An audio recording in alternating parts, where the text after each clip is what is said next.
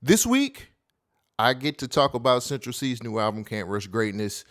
There is some crazy things going on at TDE as far as like some sexual misconduct.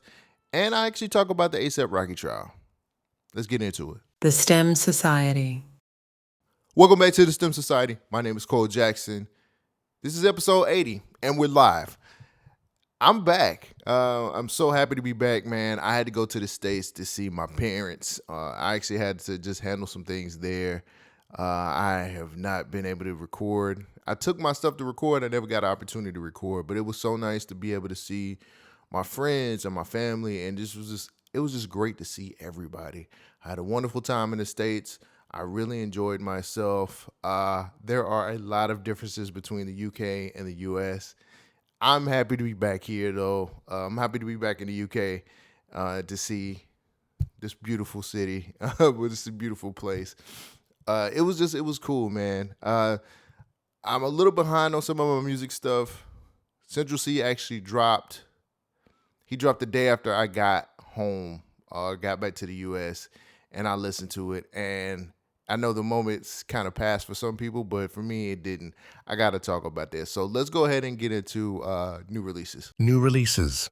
So Central C finally dropped his long-awaited debut album, Can't Rush Greatness, 17 tracks, 49 minutes. Now, anybody who has followed me for the long haul knows I've been talking about Central C for a while, for a couple years now. Ever since Split Decision dropped with him and Dave, and I actually listened to his mixtape, which was 23, and I was telling people, this kid is next up. This kid is next up. This is one of the most important UK rap releases to come out this year. And I also told a lot of people this was going to be the bridge between the UK rap and US rap. Let me just say this. The album delivered. It delivered. It was far beyond what my expectations were. I knew the bar was going to be set high for Cench. I knew that everybody was going to be looking at this album, especially on the UK side of things. I know I was on Twitter and I was reading about a lot of people saying if he don't sell this amount, then it's a flop or whatever the case may be. I'm going to get into that later because there's a lot of people saying a lot of things about Cench that I don't really think is fair. Some of the things that I liked about the album. Let's start with the features. The features were great. Now, he had Dave and Skepta on there. He actually had 21 Savage and he had Lil Durk, which were like the major features on the album. I thought that some of those features were pretty good, especially the Dave and the Skepta features. I know how important it was to have Skepta on that album, and I think the magic that him and Dave had on Split Decision was completely unbelievable. They had great chemistry, and it only makes sense for them to be able to be on that album. The American features were where I had a bit of a problem with. Now, the GBP song with 21 Savage, that song had to grow on me. I completely did not like it when it first dropped, but it grew on me, and I was just like, all right, I get it. The song with him and Little Durk, I gotta say that was one of the more disappointing songs on the album for me. You took a Neo song and you flipped it, and I just didn't really enjoy. I just didn't like the song. It just didn't work for me. I thought Dirk did a nice. I think he had a nice feature, but outside of that, man, the song just for me, the flip didn't work. The way they was rapping on there didn't work. The song just didn't make sense to me. There were some strong songs on this album, very strong songs. Starting off with No Introduction, I thought was perfect. I think that was a great way to open up that album. 5 stars, St. Patrick's. Top Freestyle, which I feel like is the best song on the album. That is my favorite song on there. I feel like that's the best song. CRG with Dave, I think that's one of the better songs on the album. Limitless, Now We're Strangers, which is like a breakup song. I thought that was dope. And I think one of the more important songs on there was 10 with Skepta. And I say that because a lot of people may or may not know who Skepta is, or may not know how important Skepta is in UK rap. But I just feel like the fact that he had Skepta on there and they did that song together was just super important to me. And I thought it was one of the best songs on there. They would represent for the West. And I thought that was great. I thought that was really great, man. They did a pretty good job keeping the features low. I don't know if he does a deluxe on this album or not, but if he does, I could possibly see maybe one more feature dropping on here. Now, I did read something where he said he was kind of glad that he didn't have the Drake feature because that was going to be too predictable, which makes complete sense. Right now, as far as him pushing an album like Can't Rush Greatness, I think that the Drake feature is not going to be like the stimulus package. I just don't think it's going to help the album at all. Also, Central C has been touring all over the place. Great. I love the rollout that he had with the merchandise, with the Nike Tech stuff. The whole conversation on Twitter right now is about him being one of the people bringing back Nike Tech or getting people, making people want to wear Nike Tech again. I think that's great. There was he did do a show, a special intimate show at Coco's here in the UK. And a lot of people really weren't feeling the show. I think some people said it was low energy. I think the biggest part of that was bringing Skepta out to perform 10 together. But it was a few people saying that show wasn't high energy or it wasn't, one of the best shows he put on. And I don't know. I wasn't there. I'm just going off what the internet was saying. But from the videos that I seen, it really felt like it was a very low energy show. He did have DJ AG there, which I thought was phenomenal. I thought that was great too. Cench has really been like moving around a lot, and he's done a lot to push this album. And I feel like you can't be mad at that. I'm not mad at him doing what he had to do to get this album and push it to where it needs to be at. He ended up getting a #1 here in the UK, and if I'm not mistaken, I think he's number #1 in the US. I don't have those numbers in front of me right now, but I think that he had like a top 10. I think he was in the top 10 as far as like US releases. So he did his job, bro. I've listened to this album several times, and as far as the rapping is concerned, I think Cench did his job on that. He was vulnerable on a lot of records. There were a lot of things that was telling his story. He just did what he had to do. And for some people who've never listened to Cench, I think that's a perfect introduction to him. I'm listening to Cench as a person who's heard him before and understands what he's done as far as like rapping is concerned. I've heard him rap and do a phenomenal job. I always bring up the CC freestyle that's on YouTube. Probably one of the best freestyles I had heard from Cench in a while. So a lot of UK rap fans here recently have been kind of hard on this album. And the reason being is because, well, if he doesn't sell this number, blah, blah, blah, or, he's just UK Drake, like, why should we be, it's other artists out there. And I continue to say this, I've been saying this, and I'm going to continue to say it. This is the album to bridge the gap. I think this is going to be the album that introduces a lot of US listeners to UK rap. And that's perfect, especially with the features that he has on there. Going at Cench about this album and who he is and what he's been talking about or why he may not be real UK rap or whatever, doesn't matter. None of it really matters. The simple fact is he got the job done. He's going to do a world tour. Which I think is going to be awesome. I think he's going to be here in April, and he's going to be at the O2. I'm getting tickets for that. I want to see a Central C show live. I want to see him live. I have to. But I think he put in enough work, and I think he pushed the album as hard as he possibly could so he can get these numbers and actually get the attention of people across the water. Like, it just makes a lot of sense of what he did to get to this point. And I think he earned everything as far as his success, the numbers, everything. I think he earned that. The fact that people are really going in on this album and not really giving him his credit for what he's doing, it's pretty disappointing, and it sucks because who else is doing it right now? If it wasn't him, who else could it be? You get what I'm saying? Like, I think a lot of people really don't realize that, like, this was a make or break thing for a lot of artists, and I think a lot of artists are going to be able to step through this door that Cench is opening for a lot of people. So that was the biggest thing that really bothered me as far as like seeing what's going on social media and what people are saying about this album, and some people just not really understanding how important this album is. I do have some questions though. So the album of the year thing, which a lot of people are pushing. I seen B-Dot say this is a contender for album of the year. I'm going to hold my judgment until it gets maybe later on in the year. When you drop in January, one thing you're going to have to consistently do is push the album. Now, the world tour is going to most definitely help. Like him going on tour, that's going to help for sure. But the fact that we got to remember this album when it comes time towards the end of the year to kind of bring it up for these lists that we always put out, that's going to be the job that he's going to have to do a great job at keeping us, reminding us that this album is out. Now, a deluxe always helps, even though those are like streaming games that a lot of people play. But a January release, just, you have to put some kind of sauce on there for people to remember it for the rest of the year. Ask 21 Savage. 21 Savage had one of the best albums of 2024, and he dropped in January. And a lot of people didn't remember that album, and he had a really solid and great album. It's just one of those things where Central C is going to have to do something to continue to keep Can't Rush Greatness in our minds, especially if he wants this to be an album of the year contender. And he might not want to do that. He just might want to get paid and be like, fuck it, I did what I had to do.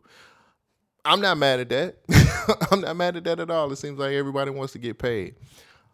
The numbers in the U.S. were really good, but did U.S. listeners really understand the gravity of this album? That's another question I had. The two features that he had, which was 21 Savage and Lil Durk, covers a really nice demographic of U.S. listeners. I've been in spaces on Twitter before where I've talked to UK rap fans, and they said that people from the U.S. hate UK rap. I always say this in response. The fact is, U.S. listeners don't hate UK rap. They don't understand the differences, like the type of samples that grime uses, or they don't understand some of the cadences, because sometimes UK rappers can rap super fast and they don't really catch on to it, or the language barrier. UK slang and US slang are completely different, and a lot of those people don't really understand. One thing that I love about listening to this album, living in the UK for as long as I have so far, is a lot of the things that Central was saying on the album, I got it because I've been here and I understand it. Living here has really helped me with understanding a lot more UK slang, and that's just from having conversations with different people, or just talking about UK rap in general, or just being here living and just understanding how things work. I got a way better understanding of what Central was saying in a lot of the albums by just living here. I think once a lot of these people listen to Cench's album, I think that's going to help them kind of understand more some of the slang, some of the lingo, all of that stuff, and get why the cadence sounds the way it does. And maybe it opens it up for some of these listeners that are curious about who else can rap like this. I really wish that a lot of people would kind of step into the realm of UK rap and start listening to people like Shy Cartier, or Morgan Swan, or somebody like Saint, Unknown T. Like, there's some really dope. Potter Paper, he's another one. There's a lot of dope artists over here that people need to try out because they are just as good as people across the water. That's why I just wanted to open up the door for other UK artists, and we can get more love. Like, the UK rap can get more love over in the States, and maybe kind of broaden your horizon when it comes to listening to hip hop in general. Again, the UK numbers were good. The US numbers were good. Everything was working. I just want to see how the tour goes. I just want to see how the tour looks. I want to see if he can sell out some of these shows, because he's got a long schedule. I've seen that schedule that he has, and he has a lot of tour dates, and it's gonna be something serious. This is a very important year for Central C and for UK rap. I'll wrap it up with this. This was definitely a win for Cench. Central C won. This was a win, bro. This album is very solid. He did everything that he needed to do to make it appealing to both sides of the water. Again, the features really helped that, and a lot of the topics that he touched on in the album really made a lot of sense, and it just really worked. Everything worked. It's not super UK rappy, but it's not super mainstream. Like, everything put together just made a lot of sense, and I thought that was just, it's a win, bro. It's a win. I don't understand why so many people want to discredit Cench on what he's doing right now. It's kind of ugly out here, and it looks nasty. Some of y'all look like y'all hating really hard, But this is a very important album. The gravity of this album is going to move a lot of things for UK rap scene in 2025. So I salute you, Cench. I'm most definitely going to be playing this over and over again. But I don't know if I can put it in album of the year category yet. It's a lot of people saying this is the greatest UK rap release ever, and I'm not going to say that. I can't say that, bro. I'm gonna be listening to this throughout February. Let's see if this album lasts through February, and if it does, maybe it'll end up on my list for album of the year. Who knows? Music news. All right, the news has a ton of lawsuits and people in court. So I think I want to talk about this TDE situation first because it looks crazy. So two execs are actually accused of I don't know if I can say sexual misconduct. I'm just gonna say sexual misconduct, and hopefully YouTube don't take me off. But it's Anthony Musa Tiffith, which is Top's son, and Brandon Tiffith, and both of those are being accused of battery, assault, and harassment. So this is major because we just came off of a whole situation where not somebody on TDE, but somebody who was a TDE who used to be part of the TDE family, Kendrick Lamar, just got finished dropping a song about somebody being a PDF. And now this suit comes up. So I find this very odd, and the timing of it is very odd.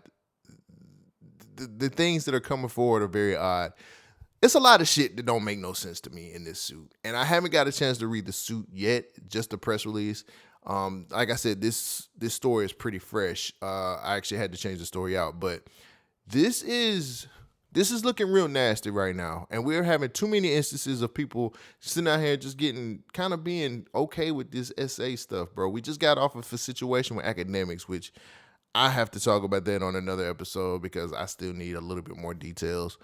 But if this is true, this does not look, to me, this doesn't look well. This doesn't fare well for what's been going on or some of the stuff that's been happening with Kendrick. Because, of course, we all know that TDE was backing Kendrick through this whole situation. And they were really kind of like, a lot of people was pushing this narrative on Drake. And I think a lot of people will look at this and just be like, yo, these niggas over here is doing the same thing that they was accusing Drake of doing, which is completely different because we're not going to be able to. People shouldn't be trying to implicate Kendrick Lamar in this whole situation. I know where y'all going, and y'all are really going to try it. I know y'all going to try it because there's a lot of fans out here who really want to see this nigga lose. We got Grammys coming up. We got Super Bowl coming up. And the timing of this, to me, is a little bit off. Now, again, I haven't found the lawsuit to be able to read it. I would really like to read it and find the link to get more information about it. But this just feels very, very, very, very weird and crazy and just out of nowhere. I'm not going to sit up here and try to say that, hey, that it couldn't have happened, but I also understand that like when stuff like this pops up around about a time when something important happens, the devil's at play somewhere. Somebody is manipulating things and somebody is moving things around to make it look a certain way. Again, I'm not saying that none of this is true. I'm just saying we need to start questioning a little bit some of this shit a little bit more than what it is until we got to see dope on the table. When I say dope on the table, that just means we need more evidence. It's mighty funny that around Grammy time, where Kendrick Lamar is going to be he's nominated for 7 Grammys. It's kind of weird that this is coming up. Super Bowl is right around the corner. It's kind of weird that this is coming out all of a sudden at this time. A lot of the timing of this just really bothers me, and it really looks like somebody trying to get funky out here. Again, I'm not saying that this could not have happened. I'm just saying the timing of it looks weird, and people are handling things behind the scenes that we might not know about. So I'm going to hold my judgment until I actually read more about it or actually can get my hands on the lawsuit to kind of break down what people are saying. But I'm going to bet that this kind of goes away probably around about a month later. Either they're going to drop the lawsuit, or if they settle out of court, then we already know what settle out of court means. That means we need you to be quiet and let this stuff go. But let's try and not put this because I know where the arrows are going to start going. We're going to start pointing at Kendrick Lamar, and we're going to say, oh, see, he deals with nasty people too. Baca's not the only one that's got a weird case. Musa got a weird case. Why is he around? We're not going to do that. We're not going to ruin. We're not going to step on Kendrick Lamar's moment. We're not going to step on this again. Kendrick Lamar is affiliated with TDE, but he's no longer TDE. And I'm pretty sure he wasn't around when a lot of this stuff was going to happen, but I know a lot of you fans are crazy and y'all want this shit to come back on Kendrick so bad, it's ridiculous. We'll see. Let's see what happens post Super Bowl. That's when I'm betting this is going to go away. Right after the Super Bowl, all of this stuff is going to be done. And it's not, nobody's going to speak of it ever again. All right, so finally this week, A$AP Rocky is facing like 24 years in prison because he's got this whole shooting case going on, which, if I'm being honest with you, I'm kind of glad because I didn't want to hear his newest album. I don't want to hear that shit. Like, let this case go on as long as possible. I don't want to hear it. But anyway, that's beside the point. Here's a few things about the trial that we know. He's on trial for allegedly shooting at A$AP Rocky back in 2021. They had a whole conversation in Hollywood. The defense is arguing that there is no physical evidence of a shooting and that Relly's claims are driven by financial motives. You think his woman's worth $2 billion, my shit would be financial motives as well. Fuck that shit. If convinced, A$AP Rocky faces up to 24 years in prison to potentially altering his career and public life. Bruh, as long as I got long live A$AP, I'm kind of good. Like, if he goes to jail, I'm straight. Fuck it. Now, I'm serious, I'm straight. We were told, or it was said that he had a plea deal where he could just do 6 months and 3 years probation. And he threw that to the side and said, hey, that's going to ruin my career. Guess what? If this trial goes the way that I think it might go, because it ain't looking good for you, and I haven't seen everybody's testimonies yet. I know A$AP really actually hit the stand and he testified, and he sounded convinced to me that he did it. After this whole thing with really taking a stand, it looks like maybe he had to take the deal because it looks like A$AP really was, to me, kind of convincing. I don't know. This whole thing happened in Hollywood, which is another thing that's boggling my mind because when it comes to guns in California, that shit don't match. It don't mix. You're not really supposed to be messing around. There's too much gang violence going on out there. Even though you're in Hollywood, it's just too much. It's too much gang activity for you to be messing around with guns out there. Now, a lot of things from what I read, this is some things that's been brought up. There's no video evidence of the shooting itself, only security footage showing part of the encounter. Now, it's unclear whether the forensic analysis can verify that if the shell casings that really presented actually came from the incident. So they're saying that he got some random shell casings because apparently the pistol that A$AP Rocky had was a starter pistol, which says a lot about the type of nigga A$AP. When you model, you carrying starter pistols around, like, is that a thing? I don't know. I thought he was a New Yorker, and I thought New Yorkers did it better than that. Anyway, but they're saying A$AP really brought these casings as evidence. They're saying that it's hard to be able to match if that actually came from the incidents. Another thing that I read in the article, they're saying that prosecutors have not produced direct evidence beyond Relly's testimony to confirm that a real firearm was discharged.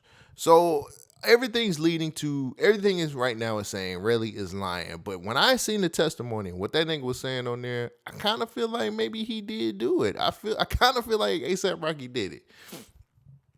I kind of feel like he did shoot him.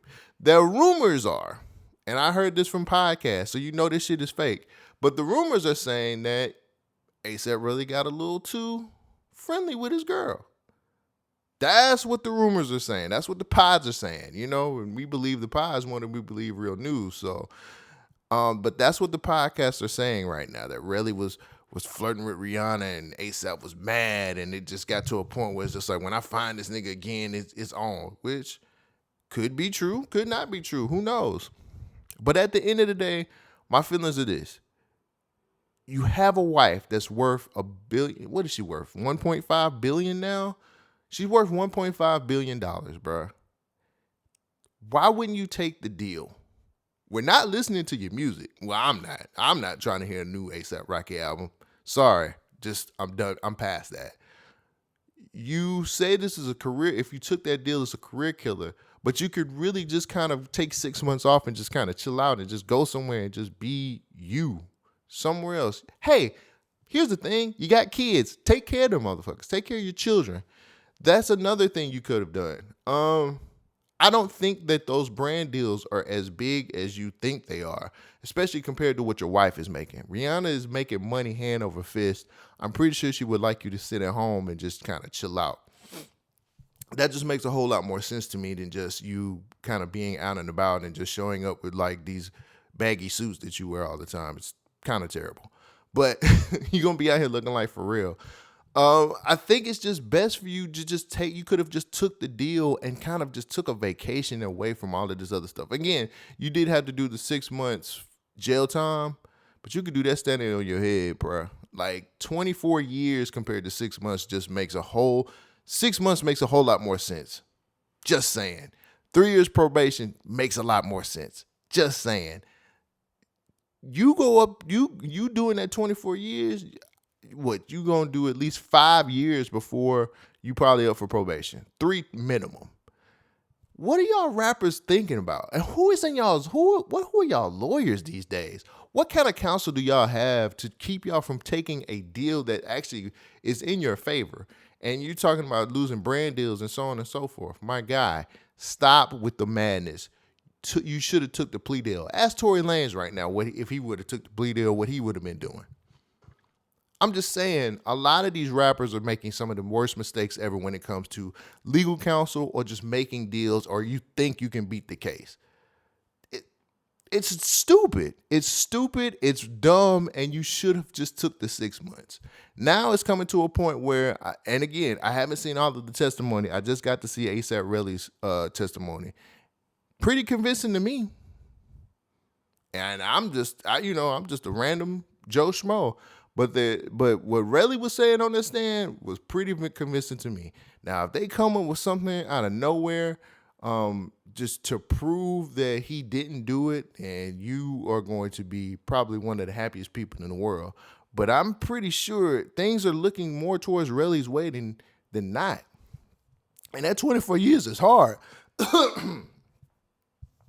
Sorry. That 24 years is hard, bro. That's a hard time. And you a model.